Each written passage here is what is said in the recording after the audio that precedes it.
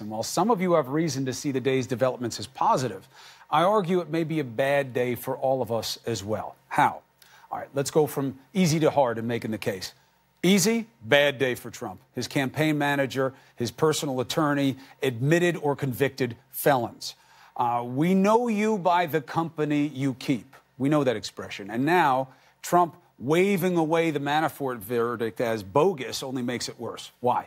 Because he's accusing the citizens who took the time away from work and family and spent all that time considering the mountain of evidence and delivering a very nuanced verdict, guilty on some counts, mistrial, or hung on others, that they're part of a witch hunt? Shame on him, and thank you to those jurors for their service. The silence on Cohen by Donald Trump, that speaks volumes, as the saying goes. A president's personal attorney pleading guilty, admitting to the judge that crimes he committed were committed at the direction of Trump.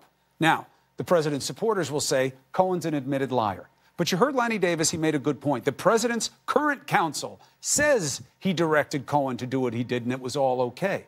Now, those are felonies. So, about Trump's involvement or anything else that was said today, you have to look at it for what it means to Cohen. If he lies about the president directing him, his freedom goes bye-bye. He has little reason to lie. Remember that. So if he is correct, that would also mean the president has been lying to all of you again and again about criminal conduct. And now we know why Trump would have been lying. If he weren't in office right now, he might be standing right next to Cohen in that court. Trump refers to people like Cohen as a rat, but that only shows you what he thinks of telling the truth under oath, not the reality of Cohen's statements under law. Truth is a virtue. So this is a bad day for Trump, Cohen, and Manafort. Granted, just look at all of the people that Trump, this is just some of them, by the way. We were all haggling over this list. The list gets so big, I said they'll never absorb all the names.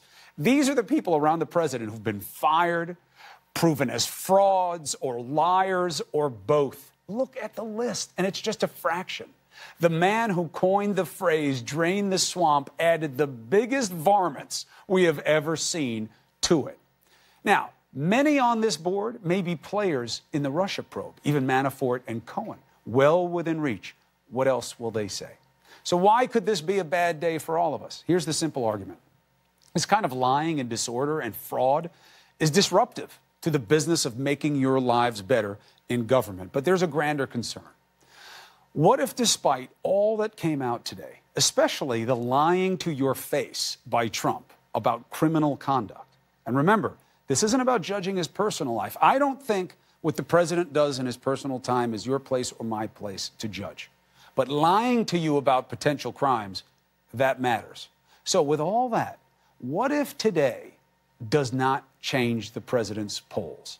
You heard the crowd in West Virginia tonight, right? Not a boo in the house. What does that tell you? Could be a bad day for America. Why? Because we want to see the president do poorly? No.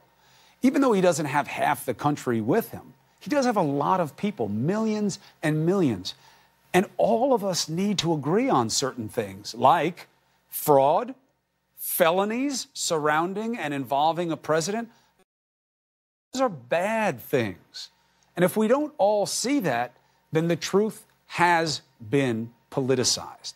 That means our institutions have taken a hit, just as Trump wants.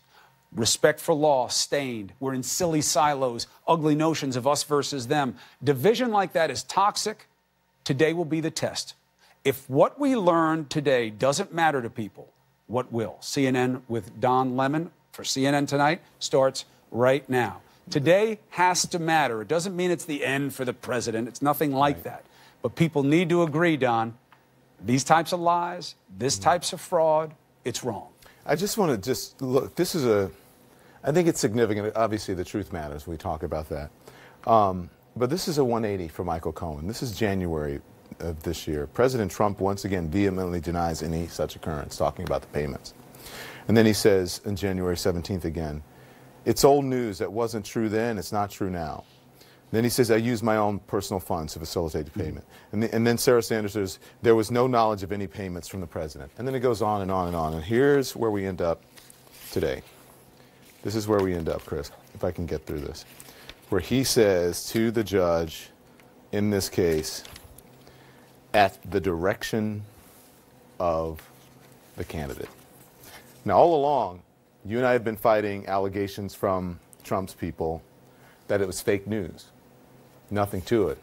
Witch hunt, move along. He doesn't know anything about it. Today, can't really say that, can you?